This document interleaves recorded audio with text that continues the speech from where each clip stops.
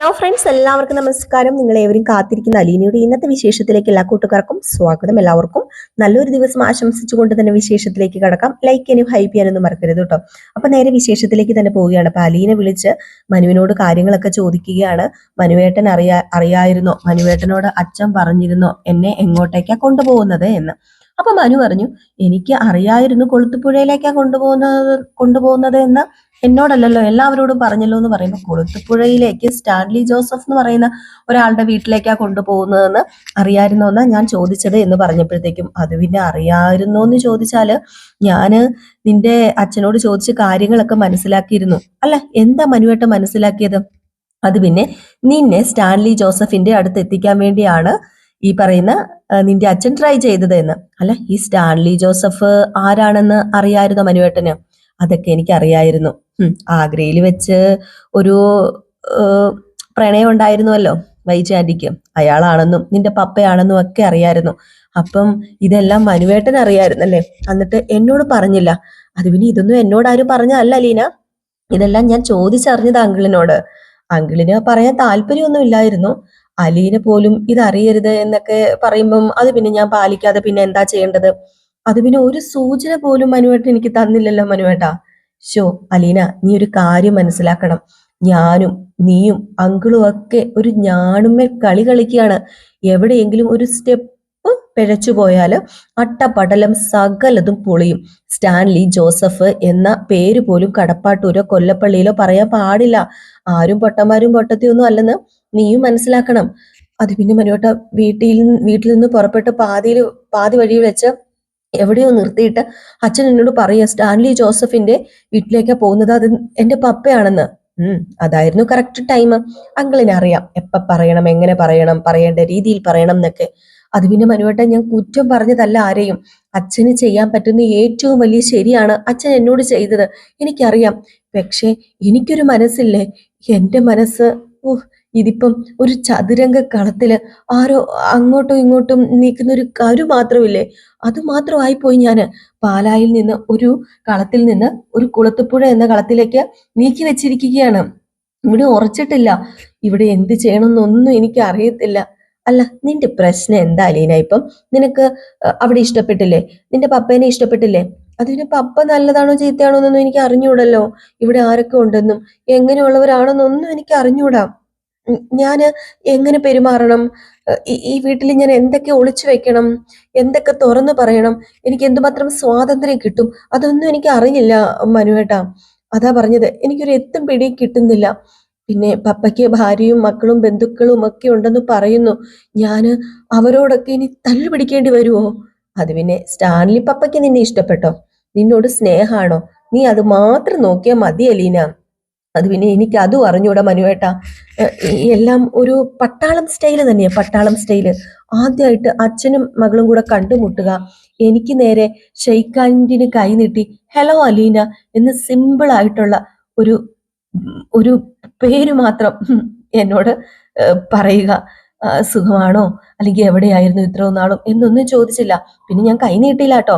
മനഃപൂർവ്വം നീട്ടാത്തതല്ല, എന്റെ കൈ അനങ്ങിയില്ല മനുവേട്ടാ. എന്താണെന്ന് എനിക്ക് അറിഞ്ഞൂടാ. അപ്പോഴത്തേക്ക് നമ്മുടെ മനു പറഞ്ഞു, നീ ഷോക്കഡ് ആയിട്ടുണ്ടാകും അതല്ലേ? അതുകൊണ്ടല്ല മനുവേട്ടാ, ഞാൻ ഷോക്കഡ് ആയത് അതുകൊണ്ടൊന്നും അല്ല. ഈ സ്റ്റാൻലി പപ്പ എന്നെ കാണാൻ കടപ്പാട്ടൂര് വീട്ടിൽ വന്നിട്ടുണ്ട്. ആ വിവരം മനുവേട്ടൻ അറിഞ്ഞായിരുന്നോ? ഏയ്, അങ്ങനെ ഒരു സംഭവം എന്നോട് ആരും പറഞ്ഞില്ലല്ലോ. അല്ല, നീ എൻ്റെ അടുത്ത് പറഞ്ഞില്ലല്ലോ. ഓഹ്, അത് ഞാൻ എങ്ങനെ പറയാനാ? എന്നെ കാണാൻ വന്ന ആളാണെന്ന് ഞാൻ അറിഞ്ഞാലല്ലേ ഞാൻ പറയത്തുള്ളൂ. അച്ഛൻ എന്നെ ഒരു ക്ലയന്റ് ആണെന്ന് പറഞ്ഞ് പരിചയപ്പെടുത്തി. ആ മനുഷ്യൻ എന്നെ മുഖത്തേക്ക് തുറച്ചു നോക്കി അന്തം വിട്ട് ഇരിക്കുമായിരുന്നു. ഞാൻ അന്നേരം ഓർത്തു, ഈ മനുഷ്യൻ എന്താ ഇങ്ങനെ? അച്ഛൻ മുമ്പിൽ ഇരിക്കുമ്പം മകൾ ഇങ്ങനെ തുറച്ചു നോക്കുന്നത് ശരിയാണോ, മര്യാദ കേടല്ലേ എന്നൊക്കെ. പക്ഷെ ഇപ്പോഴാണ് എനിക്ക് മനസ്സിലായത് ആ നോട്ടം എന്തിനായിരുന്നു, ഏതിനായിരുന്നു ഒക്കെ. ഞാൻ വെറും പൊട്ടത്തിയായിപ്പോയി. അവര് രണ്ടുപേരും കൂടെ നാടകം കളിക്കുമായിരുന്നു ഞാൻ അറിയാതെ. ചേടാ, ഇതൊന്നും ഞാൻ അറിഞ്ഞതേ ഇല്ല ലീന. ഇതൊന്നും എനിക്ക് അറിയത്തില്ലായിരുന്നു. നീ എന്നെ തെറ്റിദ്ധരിക്കില്ലൂട്ടോ. അച്ഛന് കുളത്തുപുഴയിലെത്തി സ്റ്റാൻലി പപ്പേനെ കണ്ട് പണ്ടത്തെ ആഗ്രഹബന്ധത്തിൽ അലീന എന്ന മകൾ ഉണ്ടെന്ന് പറഞ്ഞിട്ട് വിശ്വാസം വരാതെ എന്നെ കാണാൻ വന്നതാണത്രേ, ഒളിച്ചും പാത്തും. വീട്ടിൽ കയറ്റാൻ കൊള്ളാവുന്ന സാധനമാണോന്നെങ്കിലും നോക്കണ്ടേ? അതുകൊണ്ടായിരിക്കും. അല്ല ലീനെ, നീ അങ്ങനെയൊന്നും വിചാരിക്കല്ലേ. ആ മനുഷ്യന് നിന്നെ കുറിച്ച് ഒന്നും അറിഞ്ഞൂടാ. ഇനി എല്ലാം അറിയണോ ആ മനുഷ്യൻ? നീ ഈ ഭൂമിയിൽ ഉണ്ടെന്ന് ബാലചന്ദ്രമേനോൻ ചെന്ന് പറഞ്ഞില്ലേ? ആ ബാലചന്ദ്രമേനോനെ പോലും അറിഞ്ഞൂടാ. പണ്ടത്തെ ഏതോ ഒരു ബന്ധത്തിൽ ഒരു മകളുണ്ടെന്നും പറഞ്ഞുകൊണ്ട് അത് വിശ്വസിച്ചിട്ട് പറയുമോ ഇങ്ങോട്ട് കൊണ്ടുവന്ന് നേരെ വിട്ടേരെ, ഞാൻ ഏറ്റെടുത്തോളാം, നോക്കിക്കോളാം എന്ന്. സൊസൈറ്റിയിൽ നിലയും വിലയും ഉള്ള ഒരു ഫാമിലി ആണെങ്കിൽ അപ്പൊ തന്നെ പറയും ഇതൊക്കെ പള്ളിപ്പുറത്ത് പോയി പറയാന്. പഴയ ബന്ധവും മകളെയും കൊണ്ട് മേലിൽ ഈ വഴിക്ക് വന്നാൽ മുട്ടുകാല് തല്ലി ഒഴിക്കും, കണ്ട വഴി ഓടിക്കോളാൻ പറയും. അല്ലേ? അങ്ങനെയല്ലേ? സ്വാഭാവികമായിട്ടും മനസ്സിൽ സ്നേഹവും അതൊക്കെ ദയൊക്കെ ഇല്ലാത്ത ആരാണെങ്കിലും അങ്ങനെ ചെയ്യും. സ്റ്റാൻലി പപ്പ കാണാൻ വന്നതിൽ ഒരു തെറ്റുമില്ല. ഒളിച്ചേ വരാൻ പറ്റത്തുള്ളൂ. വന്നു, കണ്ടു, തിരിച്ചറിഞ്ഞു, വിശ്വസിച്ചു, മകളെ ഇഷ്ടപ്പെട്ടു, മകളെ ഇപ്പൊ കൊണ്ടുപോയി. ഇത്രയും കാര്യങ്ങളൊക്കെ നടന്നല്ലേ പറ്റത്തുള്ളൂ അലീന. ആ, അതുകൊണ്ടാണല്ലോ നിന്റെ പപ്പ നിന്നെ ഏറ്റെടുത്തോളാന്ന് സമ്മതിച്ചത്. പിന്നെ ബാലചന്ദ്രൻ അങ്കിള് അതെല്ലാം പറയാതെ നിന്നോട് മറച്ചു വെച്ചത് ന്യായമായ കാര്യം തന്നെയാ. അതെനിക്ക് ഉറപ്പായ കാര്യ. അത് പിന്നെ ഇപ്പൊ എനിക്ക് കുറച്ച് സമാധാനമായി മനുവേട്ടാ. മനുവേട്ടനോട് സംസാരിച്ചപ്പോ എന്റെ കൂടെ നിക്കണേ മനുവേട്ടാ, എന്നെ കൈവിടല്ലേ. ഞാൻ ഒറ്റയ്ക്കല്ലേ മനുവേട്ട ഇവിടെ ഉള്ളൂ. നിനക്ക് എന്ത് വിഷമം ഉണ്ടായാലും എന്നെ വിളിച്ചോ നീ. ആ നിമിഷം ഞാന് നിന്റെ അടുത്ത് വന്നിരിക്കും, ഒരു വിളിപ്പുറത്തിനപ്പുറം. അത് പിന്നെ ഞാൻ ഓർത്തത് എന്നെ ഇവിടെ കൊണ്ടുവരാൻ മനുവേട്ടനും കൂടെ വരുന്ന. പക്ഷെ മനുവേട്ടൻ വന്നില്ലല്ലോ.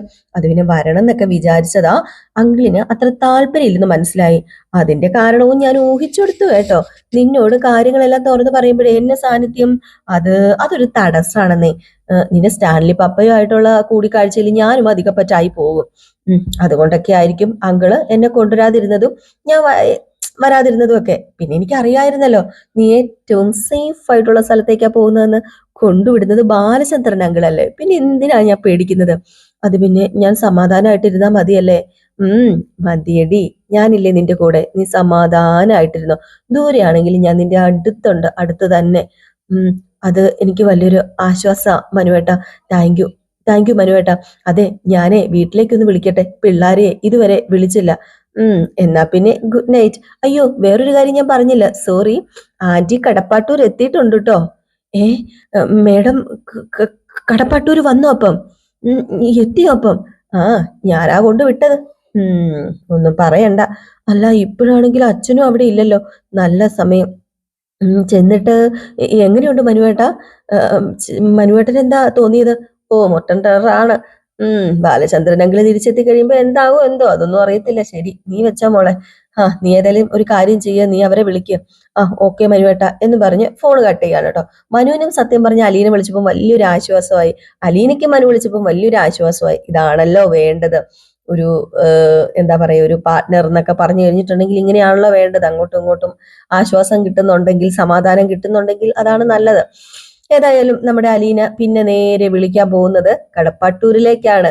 രോഹിത്തിനെയും കൃഷ്ണയെയും ഭവിതയും ഒക്കെ വിളിച്ചില്ലെങ്കിൽ പിന്നെ അലീനയ്ക്ക് ഉറങ്ങാൻ പറ്റുമോ? ഏതായാലും ഈ സമയത്ത് കാണിക്കുന്ന സീൻ എന്ന് പറഞ്ഞിട്ടുണ്ടെങ്കിൽ നമ്മുടെ രോഹിത് ഇങ്ങനെ ഇരിക്കുകയാണ് കേട്ടോ. രോഹിത്തിന് എന്ത് ചെയ്യണമെന്ന് പോലും അറിയത്തില്ല. രോഹിത് ഇങ്ങനെ ഒരു തലകണയൊക്കെ എടുത്ത് വെച്ച് ആ സെറ്റിയിൽ കയറി ഇങ്ങനെ ആടി ആടി മറിഞ്ഞ് തിരിഞ്ഞൊക്കെ ഇരിക്കുന്നു. ഫോണൊക്കെ നോക്കുന്നുണ്ട്. ഫോണൊക്കെ നോക്കിയപ്പോഴത്തേക്കും ദേ ഒരു കോള് പെട്ടെന്ന് വന്നു. ഹലോ, അലീന ചേച്ചി എന്നും പറഞ്ഞ് നമ്മുടെ രോഹിത്. അപ്പൊ അലീന, മോനെ രോഹിത്തെ, നീ എന്തെടുക്കുക? അത് പിന്നെ ഞങ്ങൾ ഇങ്ങനെ അലീന ചേച്ചിയുടെ കോള് വരുന്നത് നോക്കിയിരിക്കുമായിരുന്നു. ആണോ? ഞാനേ ഇവിടെ ഏതോ ഒരു സ്വർഗത്തിൽ എത്തിപ്പെട്ട പോലെ ഇരിക്കുക. അല്ല, എവിടെയാ ചേച്ചി ഇപ്പം? ചേച്ചി ശരിക്കും ഇതൊരു വലിയ വീടാന്നേ. വീടൊന്നും പറയാൻ പറ്റത്തില്ല, ബംഗ്ലാവ് ബംഗ്ലാവ്. അതാരുടെ ചേച്ചി? ഒരു വലിയ പ്ലാന്ററുടെയാ, ഒരു റബ്ബർ എസ്റ്റേറ്റ്സ് ഒക്കെ ഉള്ള ആളുടെയാ. അവിടെ ഇതൊക്കെ ഉണ്ടോ, റബ്ബറൊക്കെ? ഉണ്ടെന്നേ. അല്ല, ചേച്ചിക്ക് എങ്ങനെയുണ്ട് അവിടെ, സുഖമാണോ?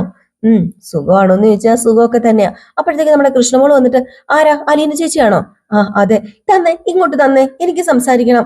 അതെ, ഞാൻ ഫോൺ എടുത്തതേ ഉള്ളൂ, ഞാൻ 2 വാക്ക് സംസാരിക്കട്ടെ. അപ്പോഴത്തേക്ക് നമ്മുടെ കൃഷ്ണമോള്, ബബിതേച്ചി ഇങ്ങ് വന്നേ, ദേ അലീന ചേച്ചി വിളിക്കുന്നു എന്ന് പറഞ്ഞുകൊണ്ട് നേരെ പോയി. അപ്പൊ നമ്മുടെ അലീന ചോദിച്ചു, എന്തുവാടാ മോനെ, നീ അവക്ക് കൊടുക്ക്, അവൾ കൊച്ചല്ലേടാ. കൊച്ച് ഭയങ്കര കൊച്ചാ, എന്റെ അത്രയുണ്ട് കൊച്ച്. അലീന ചേച്ചി കാര്യം പറ. എന്നിട്ട് അത് പിന്നെ നീ എറണാകുളത്തിന് വിളിച്ച് രേവതി കുട്ടിയോട് പറഞ്ഞായിരുന്നോ ഞാൻ പാലായിൽ നിന്ന് പോയിന്ന്? പറഞ്ഞു. അവള് പരിഭവിച്ചിരിക്കുക. ചേച്ചി നേരിട്ട് വിളിച്ച് പറഞ്ഞില്ലെന്നാ അവളുടെ പരാതി. ഓ, അവളുടെ പരിഭവമൊന്നും സാരയില്ലെന്നേ, അതൊക്കെ ഞാൻ തീർത്തോളാം. അപ്പൊ നമ്മുടെ ബബിത ഓടി വന്നിട്ട്, ഇങ്ങ് തന്നേ രോഹിയേട്ടാ, ഇങ്ങ് തരാനല്ലേ പറഞ്ഞത്. അല്ലെങ്കിൽ സ്പീക്കർ മോഡിൽ ഇട്ടോട്ടോ, അല്ല എനിക്ക് ദേഷ്യം വരെ. അപ്പൊ നമ്മുടെ അലീന പറഞ്ഞു സ്പീക്കർ മോഡിലിട്ട് കേൾപ്പിക്ക് രോഹിത്, നീ അവരെ ചുമ്മാ വട്ടാക്കാതെ.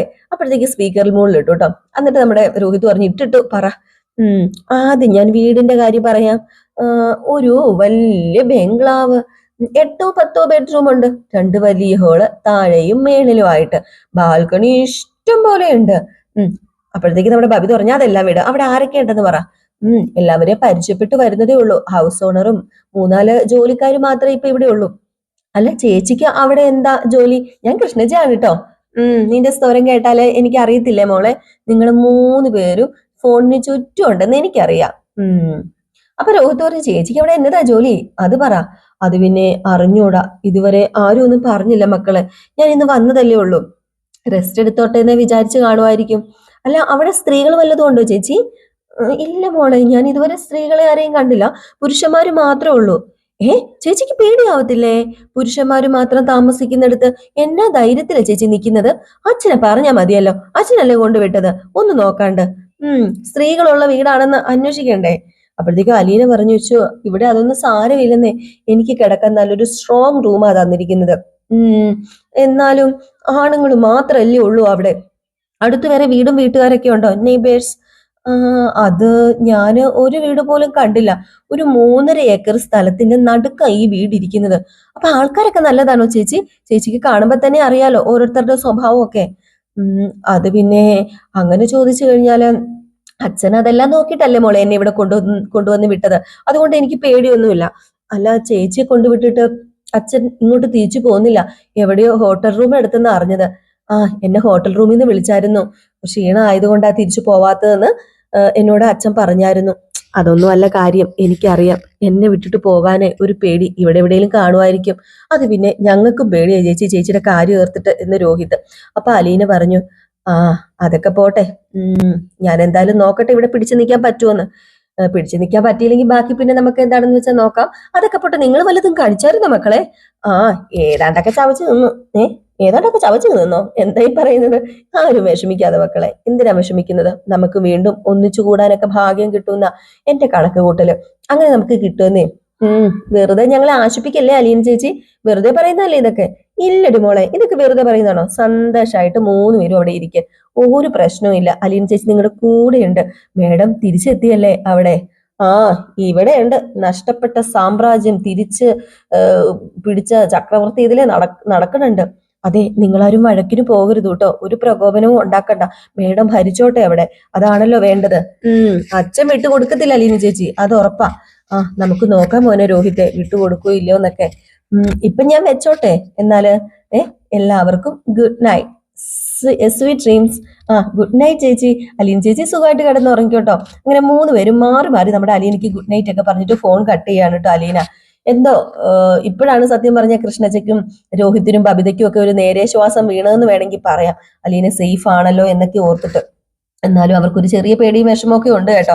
എന്നാലും ഈ സീൻ കഴിഞ്ഞ് പിന്നെ കാണിക്കുന്ന സീൻ എന്ന് പറഞ്ഞാല് നേരം പരപരാ വെളുത്തിട്ട് അലീന വീടിന്റെ ചുറ്റുമൊക്കെ ഇങ്ങനെ ഇറങ്ങി നടക്കാണ് കേട്ടോ, ചുറ്റും കാഴ്ചകളൊക്കെ ഉണ്ട്. അപ്പൊ ഒരു ചേച്ചി കയറി വരികയാണ്. ഒരു ചേച്ചി കയറി വന്നു. ചേച്ചി കയറി വന്ന ഉടനെ ആരാ, ഇവിടുത്തെ സാറിനെ കാണാൻ വന്നതാണോ എന്നിങ്ങനെ ചോദിച്ചു കേട്ടോ നമ്മുടെ അലീനയോട്. അപ്പൊ പറഞ്ഞു ഇല്ല, ഞാൻ ഇവിടെ പുതിയതായിട്ട് വന്നതാ, ഞാൻ ഇന്നലെ വന്നു. പുതിയതായിട്ട് വന്നതോ? ജോലിക്ക് വന്നതാണോ? അപ്പം പൗലോസ് ചേട്ടൻ പോയോ? പൗലോസ് ചേട്ടനെയാ ഞാനും ഈ നോക്കുന്നത്. ആന്റപ്പ ചേട്ടനും പൗലോസ് ചേട്ടനെയും കാണുന്നില്ല, ഇവിടെയും കണ്ടുണ്ടായിരുന്നു. പൗലോസ് ചേട്ടന് പകരം വന്നത് അല്ല കേട്ടോ, ഈ വീട്ടിലെയാ ഞാൻ എന്ന് അലീന. അപ്പൊ അവള് ചോദിച്ചു, ആ സ്ത്രീ ചോദിച്ചു ഈ വീട്ടിലെയോ? ഈ വീട്ടിലെ ഈ വീട്ടിലെ അല്ല ചേച്ചി ആരാ? ഞാനേ ഇവിടെ പുറം പണിക്ക് വരുന്നതാന്നേ. മുറ്റമൊക്കെ അടിച്ചു വരും, ക്ലീനിങ്, അത്യാവശ്യം ഞാൻ പറഞ്ഞല്ലോ തൂത്തൊക്കെ തുടച്ച് പാത്രമൊക്കെ കഴുകും. അല്ല ചേച്ചിയുടെ പേരെന്നാ? സാവിത്രി. അല്ല കുഞ്ഞിന്റെ പേരെന്നാ? എന്റെ പേര് അലീന. അല്ല പൗലോസ് ചേട്ടൻ? അവരൊക്കെ എണീറ്റ് വരുമ്പോ 8 മണിയാകും. അപ്പോഴത്തേക്ക് ഞാൻ എന്റെ പണിയൊക്കെ തീർക്കട്ടെ. എന്നാ പിന്നെ ശരി ചേച്ചി നടക്കട്ടെ എന്ന് പറഞ്ഞു കേട്ടോ. നമ്മുടെ അലീന ഇങ്ങനെ മൊത്തം ചുറ്റുപാടും ഒക്കെ നോക്കിയൊക്കെ കാണുവാണ്. അങ്ങനെ നമ്മുടെ അലീന ചുറ്റിക്കറങ്ങി അടുക്കളയിൽ ചെന്നപ്പോഴത്തേക്കും സാവിത്രി എന്ന് പറയുന്ന പുള്ളിക്കാരി അവിടെ നിന്ന് പാത്രം തേച്ച് കഴുകാണ് കേട്ടോ. അപ്പൊ പാത്രം തേച്ച് കഴുകുന്നതുകൊണ്ട് അലീന അങ്ങോട്ടേക്ക് അടുക്കളയിലേക്ക് തന്നെ കയറി ചെന്നു. അടുക്കളയിലേക്ക് കയറി ചെന്നിട്ട് നമ്മുടെ സാവിത്രിയോട് ഇങ്ങനെ ചോദിച്ചു, അല്ല ഞാൻ സഹായിക്കണം ചേച്ചി, ഏയ് വേണ്ടെന്നേ, കഴിയാറായി കുഞ്ഞെ. ഇന്നത്തെ പണിയൊക്കെ ഏകദേശം ഒതുങ്ങി. അല്ല, ചേച്ചിയുടെ വീട് ഇവിടെ അടുത്താണോ? ആന്നേ, ഇവിടെ അടുത്താ. ഇവിടെ നിന്ന് ഒരു 10 മിനിറ്റ് നടക്കാവുന്ന ദൂരേ ഉള്ളൂന്നേ. അല്ല, മോക്ക് ചായയോ കാപ്പിയോ വല്ലതും എടുക്കണോ? അല്ല, ചേച്ചിക്ക് വേണമായിരുന്നോ? ഞാൻ ഇട്ട് തരാം. ഓ, വേണ്ടെന്നേ, ഞാൻ വീട്ടിൽ നിന്ന് കുടിച്ചിട്ടൊക്കെയാ വന്നത്. ഞാൻ ഇവിടെ വന്ന് കഴിക്കാറില്ല. ഇനിയിപ്പോ 2 വീട്ടിലൂടെ പണിയുണ്ട്, എന്നിട്ട് വേണം വീട്ടിൽ പോകാൻ. അപ്പൊ ഇവിടെ മാത്രമല്ലേ ചേച്ചി പണിക്ക് വരുന്നത്? ഓ, ഒരു സ്ഥലത്ത് മാത്രം മുറ്റം അടിക്കാൻ പോയ എന്ത് കിട്ടാനാ മോളെ? ഞാൻ മൊത്തം 4 വീട്ടിൽ പോകും. എന്നാലേ വല്ലതും തികയത്തോളന്നേ, ഇല്ലെങ്കിൽ ഒന്നും ആവത്തില്ല. ആ, അല്ല, മോൾ ഇവിടത്തെ ആരാന്നാ പറഞ്ഞത്? അത് ആരാണെന്ന് ഉറപ്പിച്ചു പറയാറായിട്ടില്ലെന്നേ. ഈ വീട്ടിലെ എന്തായാലും അങ്ങനെ പറയുന്നതായിരിക്കും നല്ലത്. എന്നാ പിന്നെ ഞാൻ കൂടുതൽ ചോദിക്കുന്നില്ല, ഇറങ്ങട്ടെ എന്ന് പറഞ്ഞിട്ട് നമ്മുടെ സാവിത്രി അവിടെ നിന്ന് ഇറങ്ങാൻ കേട്ടോ. വളരെ മര്യാദയുള്ളൊരു സ്ത്രീയാണെന്നൊക്കെ തോന്നുന്നു കേട്ടോ. നല്ല രീതിയിലാണ് നമ്മുടെ അലീനയോട് സംസാരിക്കുകയൊക്കെ ചെയ്തത്. ഈ സമയത്ത് പെട്ടെന്ന് നമ്മുടെ അലീനയ്ക്ക് എന്തോ ഒരു സംശയം. അലീന പതുക്കെ നമ്മുടെ സാവിത്രിയുടെ പുറകെ ചെന്നിട്ട് അത് പിന്നെ ഈ സഞ്ചിയില് എന്താ ചേച്ചി? ചേച്ചി രാവിലെ വന്നപ്പോ ഈ സഞ്ചിയിൽ ഒന്നും ഇല്ലായിരുന്നല്ലോ. അത് പിന്നെ ഒന്നുമില്ല മോളെ, ഇതെന്റെ കയ്യിൽ ഉണ്ടായിരുന്നല്ലോ. ഈ സഞ്ചിയൊക്കെ ഉണ്ടായിരുന്നു ചേച്ചി, എന്നാലും ഇത് മടക്കി പിടിച്ചിരിക്കുകയായിരുന്നു. ഇതിനകത്ത് ഒന്നും ഇല്ലായിരുന്നു എന്നാ ഞാൻ ഉദ്ദേശിച്ചത്. അത് പിന്നെ അതെ, ഇതിനകത്ത് വീട്ടിലേക്ക് കുറച്ച് സാധനങ്ങളാണെന്നേ. ഇവിടുത്തെ പൗലോസേട്ടൻ എന്തായാലും എനിക്ക് എന്തെങ്കിലും അത്യാവശ്യം വേണമെന്ന് പറയുമ്പോ തരുന്നതാ. ഉം എന്ത് തരുന്നത്? അല്ല ചേച്ചി, ആ സഞ്ചി ഒന്ന് കാണിച്ചേ. അപ്പോഴത്തേക്കും നമ്മുടെ സാവിത്രി നാണിച്ച് ആ സഞ്ചി കാണിക്കാണ് കേട്ടോ. ആ സഞ്ചിക്കകത്ത് പരിപ്പ്, പയറ്, അരി, ഉഴുന്ന് അങ്ങനെയുള്ള കുറെ ഐറ്റംസുകളെ. ഏതായാലും അലീന അത് നോക്കിയിട്ട് അത് തന്നെ തിരിച്ച് കൈ കൊടുത്തിട്ട് ചേച്ചി പൊക്കോളാൻ പറഞ്ഞു വിട്ടോട്ടോ. ചിലപ്പം ദാരിദ്ര്യം കൊണ്ടായിരിക്കാമെന്ന് അലീനയ്ക്കും തോന്നി കാണുമായിരിക്കും ഇങ്ങനെ ഓരോന്ന് കൊണ്ടുവന്ന്. പക്ഷെ അത് അത്രയ്ക്ക് ശരിയല്ലെന്ന് അലീനയ്ക്ക് അറിയുകയും ചെയ്യാട്ടോ. അലീന ചോദ്യം ചെയ്ത് വലിയ തെറ്റുമല്ല. അലീന ചോദ്യം ചെയ്തില്ലെങ്കിൽ ഇനിയിപ്പോ ആരാ വീട്ടിൽ ചോദ്യം ചെയ്യേണ്ടത്? ഏതായാലും അലീന ആ പുള്ളിക്കാരിനെ പറഞ്ഞു വിട്ടിട്ട് എന്തെങ്കിലും ആട്ടെ എന്നൊക്കെ പറഞ്ഞുകൊണ്ട് അവിടെ ഇരുന്ന് എന്തൊക്കെയോ തിരുമറികൾ ഏതായാലും ഇവിടെ സ്റ്റാൻലീനെ പറ്റിച്ചുകൊണ്ട് കുറെ നടക്കുന്നുണ്ട് എന്ന് അലീനയ്ക്ക് ഇപ്പോഴേ തന്നെ മനസ്സിലായിട്ടുണ്ട്. വീണ്ടും അലീന അവിടെ ഇവിടെയൊക്കെ നടക്കുകയാണ്. അപ്പൊ ഈ വീടിന്റെ ഓപ്പോസിറ്റ് നേരെ ഒരു ചെറിയൊരു ഓടിട്ട വീടുണ്ട് കേട്ടോ. അപ്പൊ അതിന്റെ അടുത്ത് പോയിട്ട് നമ്മുടെ അലീന കുറെ നേരം ചുറ്റിപ്പറ്റിയൊക്കെ നടക്കുന്നു. ആ വീട് അവിടുത്തെ ജോലിക്കാർക്ക് താമസിക്കാനുള്ള വീടാണ്. ആ ജോലിക്കാർക്ക് താമസിക്കാനുള്ള വീട് തന്നെ അത്യാവശ്യം നല്ലൊരു വീടാണ് കേട്ടോ. അങ്ങനെ അലീന അവിടെ ചെന്ന് നോക്കി കഴിഞ്ഞപ്പോഴത്തേക്കും എല്ലാവരും കൂർക്കം വലിച്ചു നല്ല ഉറക്കം. അങ്ങനെ അലീന അവിടെ ചെന്നിട്ട് ഇങ്ങനെ വാതിൽ തുറന്നതും പെട്ടെന്ന് നമ്മുടെ ആന്റപ്പൻ ഇറങ്ങി വന്നിട്ട് പതുക്കെ എന്താ കുഞ്ഞെന്ന് ചോദിച്ചപ്പോഴത്തേക്കും, അല്ല നിങ്ങൾ ആരും ഇതുവരെ എണീറ്റില്ലേ? അയ്യോ, ഞാൻ വേണേ ഇപ്പൊ പൗലോസിനെ എണീപ്പിക്കാം. ഏയ്, എണീപ്പിക്കൊന്നും വേണ്ടെന്ന് പറഞ്ഞു. അപ്പൊ ഈ സമയത്ത് നമ്മുടെ പൗലോസ് എണീറ്റ് വന്നിട്ട് ആരാ രാവിലെ എണീറ്റ് വന്നത് എന്നിങ്ങനെ പതുക്കെ ഇങ്ങനെ വന്നിട്ട് ചോദിച്ചപ്പോഴത്തേക്കും, അത് പിന്നെ ഞാനാ പൗലോസ് ഏട്ടാ. അല്ല, കുടിക്കാനും കഴിക്കാനും വല്ലതും വേണോ മോളെ? അതുകൊണ്ടാണ് ഇങ്ങോട്ട് വന്നത്. ഏയ്, അല്ല, ഞാന് എപ്പോഴേലും ഒക്കെ കഴിച്ചോളാം. അല്ല, ഇവിടെ ഒരു സാവിത്രി എന്ന് പറയുന്ന ചേച്ചി പണിക്ക് വന്നായിരുന്നു. ആ, വരും. അങ്ങനെ ഒരു സ്ത്രീ വരുന്നത് ഇവിടെ. അല്ല, വന്നിട്ട് പോകാൻ സമയമായി കാണുമല്ലോ. ആ, അവള് നേരത്തെ തന്നെ പണി തീർത്തിട്ട് പോകും. അല്ല, അവക്കറിയാവല്ലോ ഞങ്ങൾ എണീക്കുമ്പോ 8 മണിയാവുന്ന്. ആ, പറഞ്ഞു. അതിനെക്കുറിച്ചും കൂടെ പറയാൻ വേണ്ടിയാ ഞാൻ ഇങ്ങോട്ടേക്ക് വന്നത്. അപ്പോഴത്തേക്കും ആന്റപ്പനും പൗലോസും ഒന്ന് നോക്കി കേട്ടോ. അപ്പൊ അലീന പറഞ്ഞു, അതെ, ഈ 8 മണിക്ക് എണീറ്റുള്ള പണിയും പരിപാടിയും നമുക്കൊന്ന് മാറ്റി പിടിച്ചാലോ? അത് പിന്നെ കേണൽ സാബ് 8 മണി കഴിയുന്ന എണീറ്റ് വരാനായിട്ട്. അന്നേരം ഒരു കോഫി കൊടുത്താൽ പിന്നെ 10:30 ആകുമ്പോഴത്തേക്കും ബ്രേക്ക്ഫാസ്റ്റ് കഴിച്ചാൽ മതി. അതനുസരിച്ചാ ഇവിടുത്തെ ഓരോരോ കാര്യങ്ങൾ റെഡിയാക്കുന്നത്. ബ്രേക്ക്ഫാസ്റ്റ് തന്നെ ഇത്രയും ലേറ്റോ? 10 മണിക്കോ? നമുക്കൊരു കാര്യം ചെയ്യാം, ഒരു 6 മണിക്ക് എണീറ്റ് നേരത്തെ എല്ലാം ഒന്ന് റെഡിയാക്കി വെച്ചാലോ? ഞാൻ എന്തായാലും നേരത്തെ എണീക്കും. 6 മണിക്ക് എണീറ്റ് വരാൻ ബുദ്ധിമുട്ടുണ്ടെങ്കിൽ ഞാൻ ചായയും മറ്റും ഉണ്ടാക്കാം. അപ്പോഴത്തേക്ക് നമ്മുടെ പൗലോസ് ആന്റപ്പനെ ഒന്ന് നോക്കിട്ടോ. അപ്പം ആന്റപ്പൻ പറഞ്ഞു, അത് പിന്നെ കേണൽ സാറല്ലേ ഓരോരോ ടൈം ടേബിൾ ഉണ്ടാക്കി വെച്ചിരിക്കുന്നത്. അപ്പൊ അവിടെ ചോദിക്കാതെ എങ്ങനെയാ മാറ്റുന്നത്? ആ, ഞാൻ ചോദിക്കാം, അതിന് കുഴപ്പമില്ലെന്നേ. ഞാൻ എങ്ങനെയെങ്കിലും അത് സമ്മതിപ്പിച്ചെടുത്തോളാം, പോരെ? പൗലോസിയേട്ടനും ആന്റപ്പേട്ടനും ഓക്കെ ആണെന്ന് അറിഞ്ഞാൽ മാത്രം മതി. ഞങ്ങൾക്ക് എന്താ പ്രശ്നം? ഞങ്ങൾക്ക് ഒരു പ്രശ്നമില്ല, ഞങ്ങൾ എല്ലാത്തിനും ഓക്കെയാ. കേണൽ സാബിന് ഇല്ലാത്ത പ്രശ്നം ഞങ്ങൾക്ക് വേണ്ടോ മോളെ കുഞ്ഞെ? അല്ല, പൗലോസേട്ടനൊന്നും പറഞ്ഞില്ല. അത് പിന്നെ കുറെ വർഷങ്ങളായിട്ടുള്ള ശീലമല്ലേ. അതിപ്പോ ഒറ്റയടിക്കൊക്കെ തിരുത്തിയെടുക്കാന്ന് പറയുമ്പം കുറച്ച് പ്രയാസമായിരിക്കും. അല്ല, രാവിലെ എണീക്കുന്ന പ്രശ്നമാണെങ്കിൽ രാവിലത്തെ അടുക്കളത്തെ പണി ഞാൻ നോക്കിക്കോളാം. അയ്യോ, അത് വേണ്ട. എന്റെ കൈയും കൊണ്ട് ഉണ്ടാക്കിയ ഭക്ഷണം കഴിച്ചില്ലെങ്കിൽ കേണൽ സാബിന് ഒരു തൃപ്തി വരത്തില്ല എന്ന് പൗലോസ് പറഞ്ഞപ്പോ, എന്നാ പിന്നെ അങ്ങനെ ആയിക്കോട്ടെ, ഞാൻ അങ്ങ് ഇറങ്ങുകയാണെന്നും പറഞ്ഞ അലീന ഇറങ്ങിയിട്ട്. അപ്പൊ അലീനയ്ക്ക് ഇവിടുത്തെ ചിട്ടവട്ടങ്ങളൊക്കെ ഒന്ന് മാറ്റണം എന്നുണ്ട്. അപ്പൊ നമ്മുടെ പൗലോസ് ഓരോരുത്തർ രാവിലെ വന്ന് വിളിച്ചെണീപ്പിച്ചിട്ട് എന്നിങ്ങനെ പതുക്കെ പുറകോർത്തപ്പോഴത്തേക്കും അലീന തിരിഞ്ഞു നോക്കിയിട്ട്, പൗലോസ് ചേട്ടൻ എന്തെങ്കിലും പറഞ്ഞായിരുന്നോ? ഞാനൊന്ന് പ്രാർത്ഥിച്ചതാ, കുഞ്ഞിന് തോന്നിയതായിരിക്കും. ആ, എന്നാ പിന്നെ ശരി. അല്ലെ, ആ സാവിത്രി ചേച്ചി ഒരു സഞ്ചി നിറയെ അരിയും സാധനങ്ങളൊക്കെ എടുത്തോണ്ട് പോകുന്നത് കണ്ടല്ലോ. ഇവിടുന്ന് ഇടയ്ക്കിടയ്ക്ക് ഇങ്ങനെ കൊണ്ടുപോകാറുണ്ടെന്ന് പറഞ്ഞു. അപ്പൊ നമ്മുടെ പൗലോസിനെ ആന്റപ്പൻ ഒന്ന് നോക്കി. അപ്പൊ ആന്റപ്പൻ പറഞ്ഞു, അത് പിന്നെ അതൊരു അപ്പാവിയാണെന്നേ, വലിയ വരുമാനം ഒന്നും ഇല്ലെന്നേ. ഈ എന്തെങ്കിലും ഇവിടെ മിച്ചം വരുന്നതോ വേസ്റ്റ് വരുന്നതോ അവർക്കും കൂടെ ഞങ്ങൾ എടുത്തു വെച്ച് കൊടുത്തു വിടും. ഓ, അങ്ങനെയോ? അല്ല, ഈ അരിയും പഞ്ചസാരയും എണ്ണയും പയറും ഒക്കെ എങ്ങനെ വേസ്റ്റ് വരുന്നത്? മനസ്സിലാവുന്നില്ല എനിക്ക്. അത് വേസ്റ്റ് വരുമോ? അത് പിന്നെ ഞാൻ പറഞ്ഞില്ലേ, പാവത്താങ്ങളാ കുഞ്ഞെ. അതുകൊണ്ട് ഞങ്ങളെ കൊണ്ട് പറ്റുന്നൊരു സഹായം, അത്രേ ഉള്ളൂ. നിങ്ങളുടെ കേണൽ സാബിന് ഇത് അറിയാമോ? ആ, അത് പിന്നെ കുഞ്ഞെ, കേണൽ സാബിന് എന്നും പറഞ്ഞിങ്ങനെ ഒരു ചെറിയ ചിരിയായിട്ട് ഇങ്ങനെ ആന്റപ്പൻ ഇങ്ങനെ നിൽക്കുകയാണ് കേട്ടോ. അപ്പൊ ഈ ഒരു സീൻ കാണിച്ച് ഇന്നത്തെ വിശേഷം അവസാനിക്കുന്നത്. അപ്പൊ എല്ലാവരും കാത്തിരിക്കുക അടുത്ത വിശേഷത്തിനായിട്ട്. അടുത്ത വിശേഷവുമായിട്ട് കാണാം. അതുവരെ എല്ലാവർക്കും ടാറ്റാ ബൈ ബൈ. ലൈക്ക് ചെയ്യാനും ഹൈപ്പ് ചെയ്യാനും മറക്കല്ലേ.